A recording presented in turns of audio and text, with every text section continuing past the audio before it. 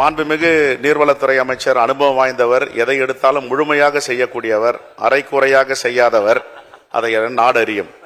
ஆனால் அந்த பகுதியில், என்னுடைய தொகுதியில் வரதராஜபுரம் பகுதியில் அரைக்குறையாக வேலை நடந்திருக்கிறது, முழுமையாக நடைபெறவில்லை. ஆனால் முன்பு ஒரு காலத்திலெல்லாம் மழை வந்தால், வெள்ளம் வந்தால் 10 நாட்கள் 20 நாட்கள் தண்ணி தேங்கி நிற்கும். உங்களுடைய முயற்சியால் இப்பொழுது ஒரு நாளில் வடிந்து விடுகிறது. இருந்த போதிலும் அந்த பகுதியிலே நான் சொன்ன இடத்துல திருப்புகழ் கமிட்டியுடைய பரிந்துரை இருக்கிறது. பரிந்துரையை முழுமையாக நிறைவேற்றினால்தான் அங்கே தண்ணீர் இல்லாத பகுதியாக அதை பார்க்க முடியும். ஒரு உத்தரவாதம் கொடுத்திருக்கிறேன். வருகின்ற நிதிநிலை அறிக்கையில் எங்களுடைய மாண்புமிகு நீர்வளத்துறை அமைச்சர் இதை நிறைவேற்றவில்லை என்றால் திருப்புகழ் கமிட்டியை நான் சட்டமன்ற உறுப்பினராக தொடர்வது அது அவர் கையில் தான் இருக்கிறது என்றாகவே மாண்புமிகு நீர்வளத்துறை அமைச்சர் இதை நிறைவேற்றி தருமாறு அன்போடு கேட்டுக்கொள்கிறேன். உறுப்பினர் நல்லா மாட்டிக்கிட்டார் எங்கிட்ட. நெக்ஸ்ட் முறை எம்எல்ஏ வரணும்னா எங்க கையில் இருக்கு.